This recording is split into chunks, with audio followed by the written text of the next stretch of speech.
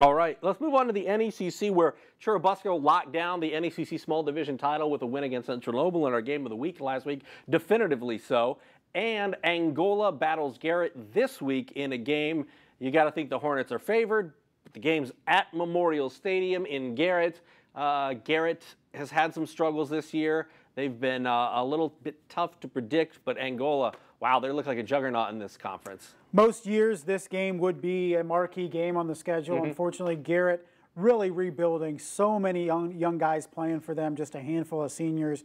Chris Depew is kind of trying to get this team through this season, and they've been competitive. You look at their scores, and they've been there. They're not cashing it in whatsoever. I think they'd battle again on Friday night, but Angola, way too good for them. Angola then gets East Side in Week 9. They're going to be 9-0 once again going to the playoffs. Busco at West Noble also in this conference this week.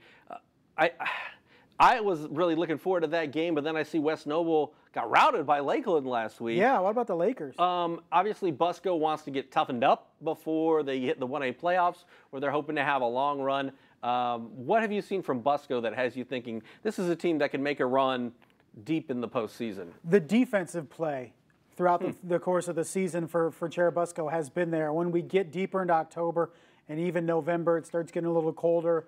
And some of these grinded out type games, I think Churubusco is perfectly capable of doing that if they play a team that they can slow down offensively. Eventually you get into some big time challenges in the postseason with dynamic offenses. But so far for the Churubusco defense, we talk about Bishop Dwenger answering every challenge. That Churubusco defense is the same thing, and I expect more of the same on Friday. East Side at Central Noble, Lakeland at Fairfield, Prairie Heights at Fremont, rounding out the NECC schedule. But as we get ready for Week 8, what are you most looking forward to? Because, again, we're just 2 games away, and after this Friday night, just 1 game away from the postseason. Teams are looking to secure a conference championship, but also get ready for the playoffs. Which teams start getting momentum? Which teams are looking like they're playing their best football at the end of the year? Every coach says we want to be playing our best football in Week 10. Which teams are making the approach to that and making the necessary steps on Week 10, peaking on the field? We'll see.